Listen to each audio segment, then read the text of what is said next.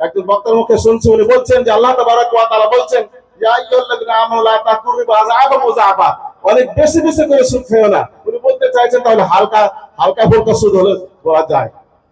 আশ্চর্য কথা। অথচ একটা জিনিস বলে রাখা উচিত এখানে, এটা একটা নীতিমালার কথা বলে দিই, আপনারা সর্বদা সবসময় বক্তব্য শুনবেন যে কোনো বিষয়ে, যেই বক্তার মুখে যেই বক্তা সেই বিষয়ে খুব পারদর্শী অর্থাৎ আলেম, আয়াতি নাযরাত আলা নবী সাল্লাল্লাহু আলাইহি ওয়াসাল্লাম আয়াতুল রিবা, নবী করিম সাল্লাল্লাহু আলাইহি ওয়াসাল্লামের উপরে যে বিধানটি যে আয়াতটি সর্বশেষে অবতীর্ণ হয়েছে সেটি হচ্ছে আয়াতুল রিবা অর্থাৎ সুদের আয়াত। সর্বপ্রথম আল্লাহ তাবারাক ওয়া তাআলা সুদ সম্পর্কে মুসলমানদেরকে খেতাব করে বলেছেন সূরা রুম আয়াত নম্বর 21-এ, ওয়ামা আতাইতুম মির রিবাল লিয়ারবুয়া ফি আমওয়ালিন নাস ফালা ইয়ারবু ইনদাল্লাহ ওয়ামা আতাইতুম মিন যাকাতিন তুরিদু ওয়াজহাল্লাহ ফাউলাইকা হুমুল মুফলিহুন। আল্লাহ তাবারাক ওয়া তাআলা বলেন যে তোমরা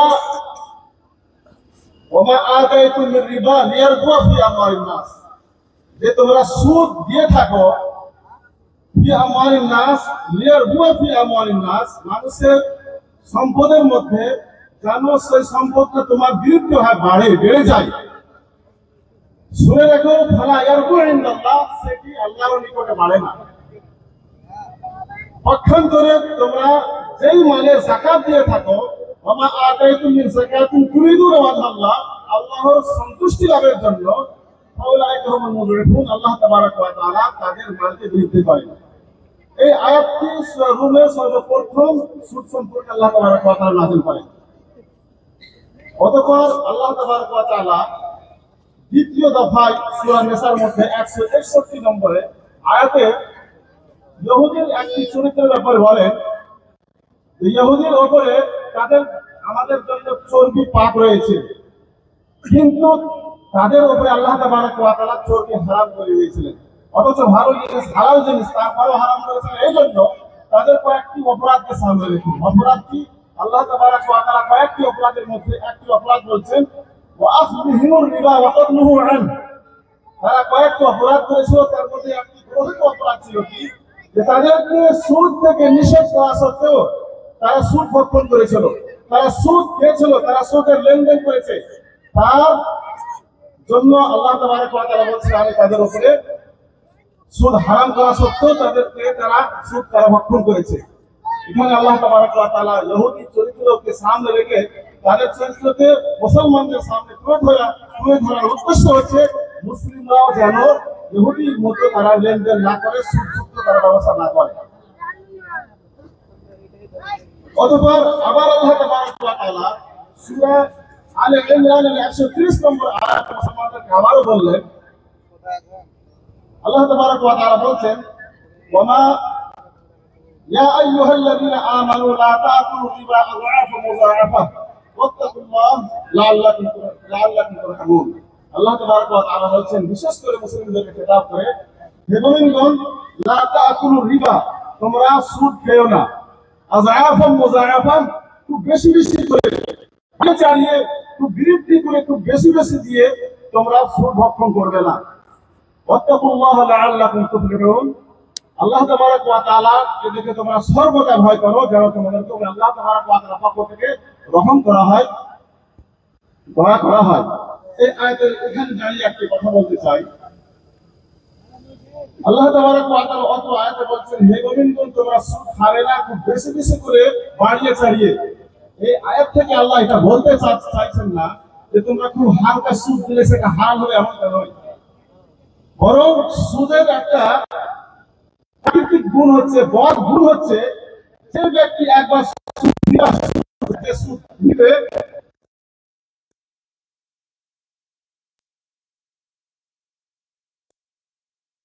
বলছেন যে তোমরা খুব বাড়িয়ে চাড়িয়ে বেশি করে খুব বৃদ্ধি করে তোমরা সুদ খাবে না। এই কথাটা আমি এই জন্য বললাম যে পাকিস্তানের এক বক্তার মুখে শুনেছি, আজকে আমার মিডিয়ার যুগ, সে মিডিয়াতে আমরা অনেক উর্দু বক্তব্য, ইংলিশ বক্তব্য, আরবি বক্তব্য, বাংলা বক্তব্য শুনে থাকি। তাদের মধ্যে অনেকে বক্তা এমন কিছু কথা বলে থাকেন সেইটা আবার সমাজের জন্য অনেক উল্টো হয়ে যায়। একজন বক্তার মুখে শুনছি, উনি বলছেন যে আল্লাহ তাবারাক ওয়া তাআলা বলছেন ইয়া আইয়ুহাল্লাযীনা আমানু লা তাকুরু আযআবা মুযাফা, অনেক বেশি বেশি করে সুদ খেও না। উনি বলতে চাইছেন তাহলে হালকা হালকা ফুলকা সুদ হলে বলা যায়। আশ্চর্য কথা। অথচ একটা জিনিস বলে রাখা উচিত এখানে, এটা একটা নীতিমালার কথা বলে দিই, আপনারা সর্বদা সবসময় বক্তব্য শুনবেন যে কোনো বিষয়ে, সেই বক্তার মুখে যেই বক্তা সেই বিষয়ে খুব পারদর্শী, অর্থাৎ আলেম, আল মাহির ফিল কুরআন ওয়া সুন্নাহ। আমরা দু চারটা বাংলা বই বা ইংলিশ বই উর্দু বই শুনে বক্তব্য দিয়ে দিলাম, সেই বিষয়ে আরো অনেক রকমের হাদিস বা কোরআন জানলাম না, তাহলে ভুল হবেই। তো আল্লাহ তাবারাক ওয়া তাআলা 3 নম্বর দফায় বলছেন খুব বেশি করে তোমরা সুদ খাবে না। অতঃপর 3 দফায় আয়াত অবতীর্ণ করার পর মুসলমানদের মধ্যে অনেক যখন সচেতনতা চলে আসলো, একেবারে শেষে আল্লাহ তাবারাক ওয়া তাআলা মুসলমানদেরকে একেবারে হারাম করে দিলেন। আল্লাহ তাবারাক ওয়া তাআলা বললেন ওয়া হাল্লাল্লাহুল বাই'a ওয়া হাররামার রিবা, যে আমি তোমাদের, আল্লাহ তাবারাক ওয়া তাআলা হালাল করেছেন ব্যবসা এবং হারাম করে দিয়েছেন সুদ। তাহলে বুঝতে পারা গেল আল্লাহ বলছেন পরিষ্কার করে যে আমি ব্যবসা হালাল করেছি আর সুদ হারাম করেছি। তাহলে সুদ এবং ব্যবসা এক নয়, সুদ এবং ব্যবসা কোনোদিনই এক নয়। ব্যবসা হচ্ছে একজন ক্রেতা থাকবে, একজন বিক্রেতা থাকবে এবং তার মধ্যে একটি দ্রব্য থাকবে, সেটাই হচ্ছে ব্যবসা। এবং সুদ এমন জিনিস যেটা ক্রেতা থাকবে বিক্রেতা থাকবে, কিন্তু সেই জিনিসটা অতিরিক্ত থাকবে, তার কোনো মূল্য থাকবে না। এখন আমি শেষে আপনাদের সামনে সুদ কাকে বলা হয় আপনাদেরকে বলার আমি চেষ্টা করবো ইনশাআল্লাহ, আজ যদি সময় পাই। কিন্তু যেহেতু সাধারণত আমরা সুদ জঘন্য একটা গর্হিত অপরাধ সকলে জানি বলে আমি আপনাদের সামনে তার একটি পাপ বা ভয়াবহতা সম্পর্কে আপনাদের সামনে আলোচনা করব। আপনারা শুনে নেন যে আল্লাহ তাবারাক ওয়া তাআলা 4টি দফায় সুদকে আল্লাহ হারাম করেছেন। এইবারে কোনো ব্যক্তি যদি সুদ খায় তাহলে আল্লাহ তাবারাক ওয়া তাআলা তাকে শাস্তি কি প্রদান করবে, তার শাস্তি কি রয়েছে আপনাদের সামনে কয়েকটা তুলে ধরার চেষ্টা করছি। আল্লাহ তাবারাক ওয়া তাআলা একটি আয়াতের মধ্যে বলছেন, সূরা আল বাকারা আয়াত নম্বর 275 নম্বরে, যে আল্লাযীনা ইয়াকুলুনা রিবা লা ইয়াকুমুনা ইল্লা কামা ইয়াকুমুল্লাযী ইয়াতাখাব্বাতুহু আশ-শাইতানু মিনাল মাস। আল্লাহ তাবারাক ওয়া তাআলা বলছেন যারা সুদ ভক্ষণ করে, যারা এই দুনিয়াতে সুদ লেনদেন করেছে, সুদ ভক্ষণ করেছে, তারা কিয়ামতের দিন কবর থেকে উঠবে এমন ভাবে আল্লাযী ইয়াকুমু কামা ইয়াতাখাব্বাতুহু আশ-শাইতানু মিনাল মাস, যেন মনে হচ্ছে তাকে জিন লেগে গেছে।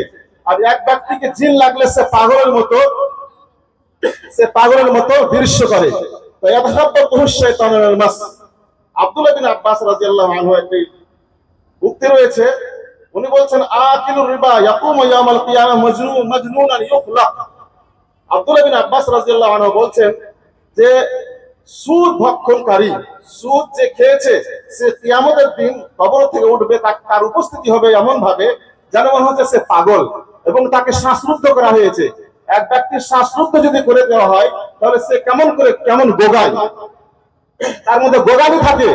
এবং আয়াতের মধ্যে আল্লাহ তাবারাক ওয়া তাআলা বলছেন যেই ব্যক্তিকে জিন ধরে নেয়, পাগলের মতো সে দৃশ্য করে, ঠিক ওই মতো কিয়ামতের দিন সে কবর থেকে তার উত্থান করা হবে, সে উঠবে, সমস্ত লোক জানতে পারবে যে সেই সুদ ভক্ষণ করেছে। তারপরে আল্লাহ তাবারাক ওয়া তাআলা এই আয়াতের মধ্যে বলছেন, সে সূরাতুল বাকারার মধ্যে, যে যেই ব্যক্তি দুনিয়ার মধ্যে সুদ খেয়েছে তাদেরকে সতর্ক করা হচ্ছে তারা যেন অবশ্যই তওবা করে নেয়। যদি সেই ব্যক্তি তওবা না করে তাহলে আল্লাহ তাবারাক ওয়া তাআলা বলেন ফাইল্লাম তাফআলু ফাআযারু বিহারবিন মিনাল্লাহি ওয়া রাসূলিহি, যদি তারা তওবা না করে তাহলে তাদেরকে ঘোষণা থাকলো আল্লাহর পক্ষ থেকে, আল্লাহর রাসূল পক্ষ থেকে তাদের বিরুদ্ধে যুদ্ধ ঘোষণা থাকলো।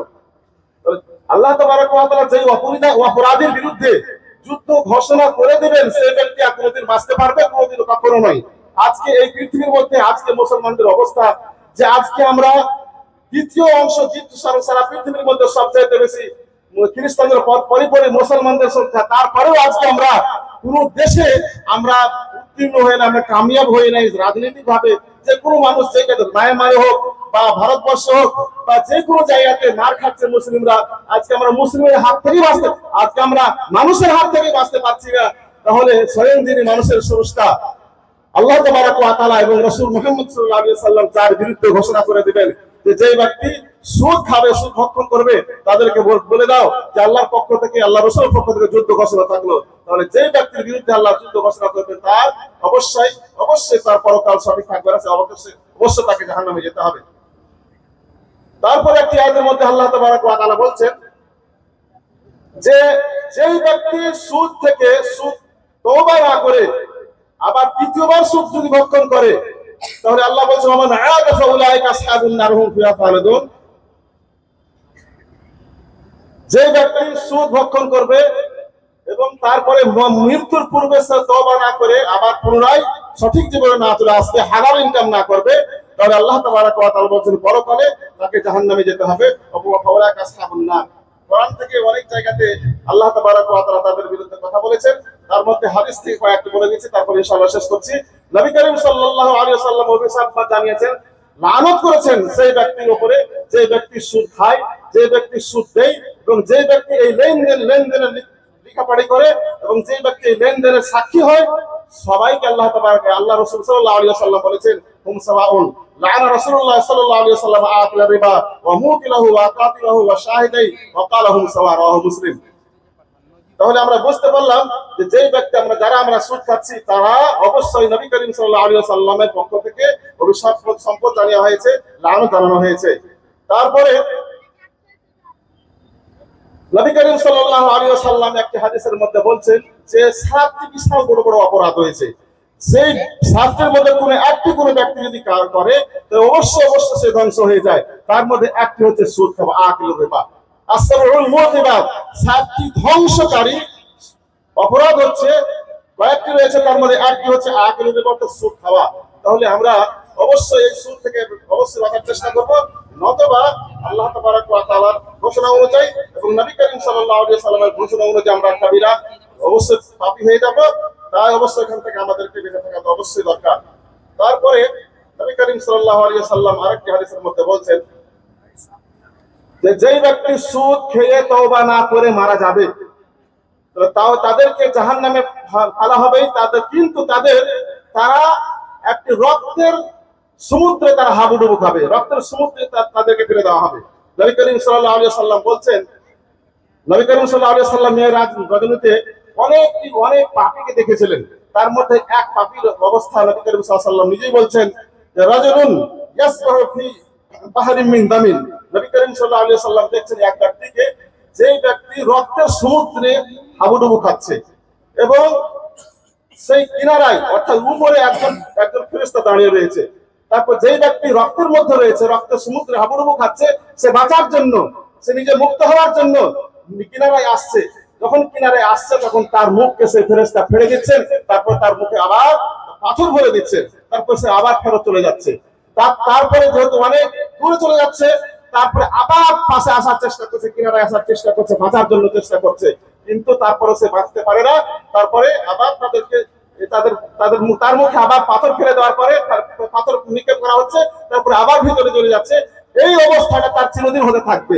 অর্থাৎ যে ব্যক্তি সুদ খেয়ে মারা যাবে, তওবা করবে না, তাকে জাহান্নামে চলে যেতে হবে এবং জাহান্নামের সমুদ্রে, রক্তের সমুদ্রে তাকে হাওড় খেতে হবে, এটা চিরদিন তার চলবে। তারপরে নবী করিম সাল্লাল্লাহু আলাইহি ওয়াসাল্লামের আরেকটি কয়েকটি হাদিস আপনাদের সামনে তুলে ধরছি, তারপরে ইনশাআল্লাহ শেষ করব। এই দুনিয়ার বুকে নবী করিম সাল্লাল্লাহু আলাইহি ওয়াসাল্লাম কয়েকটি অপরাধের সঙ্গে সাদৃশ্য করে বলেছেন যে সুদ খাওয়া এত বড় অপরাধ। নবী করিম সাল্লাল্লাহু আলাইহি ওয়াসাল্লাম একটি হাদিসের মধ্যে বলছেন যে দিরহাম রিবান ইয়াকুলুহু আর-রাজুলু ওয়া হুয়া ইয়ালাম আশাদ্দু ইনদাল্লাহ মিন 36 জানিয়াতিন। নবী করিম সাল্লাল্লাহু আলাইহি ওয়াসাল্লাম বলছেন, পুরো ব্যক্তি যদি সুদের 1 দিরহাম পরিমাণ ভক্ষণ করে, কোন ব্যক্তি যদি 1 দিরহাম পরিমাণ, 1 টাকা পরিমাণ, 1 দিরহাম পরিমাণ সুদ যদি ভক্ষণ করে, জেনে শুনে, সে জানছে এটা সুদের পয়সা, সে জানছে এটা সুদ, সে জানছে কোনো মূল্য আমার দেওয়া হয়নি, তাহলে আল্লাহ তাবারক ওয়া তাআলার নিকটে কত জঘন্য যে কোন ব্যক্তি যদি 36 বার জিনা করে, তাহলে 36 বার জিনা করে যে অপরাধটি, তার চাইতে বেশি অপরাধ আল্লাহর নিকটে কোন ব্যক্তি যদি 1 দিরহাম সুদ খেয়ে নেয়। নাউযুবিল্লাহি মিন যালিক। তাহলে আমরা আজকে শুনতে বুঝতে পারলাম যে সুদ এত বড় অপরাধ আল্লাহ তাবারক ওয়া তাআলার নিকটে, যে 36 বার জিনা করেছে, যত বড় জঘন্যতা আল্লাহ তোমাকে রাগান্বিত হবেন, বা যত বড় যত ভয়াবহতা বা খারাপ জিনিস তার চাইতে বেশি 1 দিরহাম পরিমাণ সুদ খাওয়া আল্লাহর নিকটে সেটা হচ্ছে অপরাধ। ঠিক ওই মতোই আরেকটি হাদিসের মধ্যে বলা হয়েছে যে সুদের হচ্ছে 70টি ভাগ, সুদের হচ্ছে 70টি ভাগ। আর রিবা 70 জুজআন আইসারুহা আইয়ান কাহারাদুল উম্মাহু। এই হাদিসটি পড়ে ইনশাআল্লাহ শেষ করে দিচ্ছি, যেহেতু আমার সময় শেষ। নবী করিম সাল্লাল্লাহু আলাইহি ওয়াসাল্লাম বলছেন যে সুদ ভক্ষণ করা কত অপরাধ। নবী করিম সাল্লাল্লাহু আলাইহি ওয়াসাল্লাম বলছেন সুদের হচ্ছে 70টি জুজ রয়েছে, 70টি অংশ রয়েছে। কোন একটা হাদিসের মধ্যে হচ্ছে 70টি তার দরজা রয়েছে। তো নবী করিম সাল্লাল্লাহু আলাইহি ওয়াসাল্লাম বলছেন সুদের 70টি অংশ, তার মধ্যে সবচেয়ে হালকা অংশ, সবচেয়ে হালকা পাপ হচ্ছে যে কোনো ব্যক্তি মায়ের সঙ্গে জিনা করা, যেমন যত বড় অপরাধ, একটা মায়ের সঙ্গে জিনা করলে যত অপরাধ আল্লাহর নিকটে, তার চাইতে বেশি অপরাধ হচ্ছে সুদের 70 ভাগের মধ্যে সবচাইতে যেই সুদটি সবচাইতে হালকা, 70 অংশের মধ্যে যেই সুদ যেটা সবচেয়ে হালকা সুদ, তা সেটাকে নবী করিম সাল্লাল্লাহু আলাইহি ওয়াসাল্লাম বলছেন মায়ের সঙ্গে জিনা করা চাইতেও বেশি খারাপ নিকট। অবশ্যই নবী করিম সাল্লাল্লাহু আলাইহি ওয়াসাল্লাম বলছেন যে সেটাও আল্লাহর নিকটে, এবং সেটা হচ্ছে সবচাইতে বেশি নিকৃষ্ট এবং খারাপতম। এবারে আপনাদের সামনে সুদ কাকে বলা হয় এটা যেহেতু বলা হলো না, শুধু এতটুকু বলতে চাইছি আপনাদের নিকটে যে সুদ শুধু 1 মিনিট 2 মিনিট আমাকে সময় দেন। সুদ বলা হয় একই সুদ 6টা জিনিসে হয়, সোনা এবং চাঁদি, গম, জব, খেজুর, লবণ এবং এই জাতীয় আরো কোনো জিনিস। তো সোনা এবং চাঁদির মধ্যে সুদ হওয়ার কারণ হচ্ছে মূল্য হওয়ার যোগ্যতা হওয়া, এবং বাদ বাকি 4টির মধ্যে সুদের কারণ হচ্ছে খাবার মানে ভক্ষণ করার যোগ্যতা হওয়া। তাই মূল্য হওয়ার যোগ্যতা যার মধ্যেই আছে, সোনা এবং চাঁদির মধ্যে এবং টাকা কারেন্সির মধ্যেও রয়েছে। তাই কোনো ব্যক্তি যদি টাকার বিনিময়ে টাকা খরিদ করে, সোনার বিনিময়ে সোনার যদি ক্রয় করে, চাঁদির বিনিময়ে চাঁদি যদি ক্রয় করে, তাহলে যদি সমান যদি নেই এবং সঙ্গে সঙ্গে 1 হাত দিয়ে 1 হাত যদি নেই, তাহলে সুদ হবে না। কিন্তু যদি বেশি নেই, অর্থাৎ টাকার পরিবর্তে টাকাই নিচ্ছি, সোনার পরিবর্তে সোনাই নিচ্ছি এবং কিছুটা অংশ বেশি নিচ্ছি, সেটা সুদ। অনুরূপ ভাবে আমি যদি বেশি না নিই, কিন্তু আমি ধার নিয়ে নিলাম, ধারে দিলাম, আজকে আমার সঙ্গে লেনদেন হলো, কালকে আমি সেটা পরিশোধ করবো, সেটা হচ্ছে সুদ। ঠিক ওই মতো 4টা জিনিস যেটা ভক্ষণকারীর মধ্যে বলা হলো, যেটা খাবার জিনিস, লবণ বা খেজুর, এই সমস্ত জিনিসের মধ্যে যদি সঙ্গে সঙ্গে নেওয়া হয় এবং হাত নেওয়া হয়, সমান নেওয়া হয়, সুদ হবে না। কিন্তু যদি অতিরিক্ত নেওয়া হয়, তো সেটা হবে সুদ। সুদ তখন হবে না আপনি সোনার পরিবর্তে গম জীবন যখন যদি নেন, তাহলে ধারক জায়েজ রয়েছে এবং কম বেশিও জায়েজ রয়েছে। এই ব্যাপারে আপনাদের সামনে বলছি যে যেহেতু খুবই অল্প সময়ের মধ্যে বলা হলো, আপনারা স্থায়ী যোগ্য আলেমদের কাছে সুদের বিভাগগুলো জেনে আমরা অবশ্যই সেটা বাঁচার চেষ্টা করবো।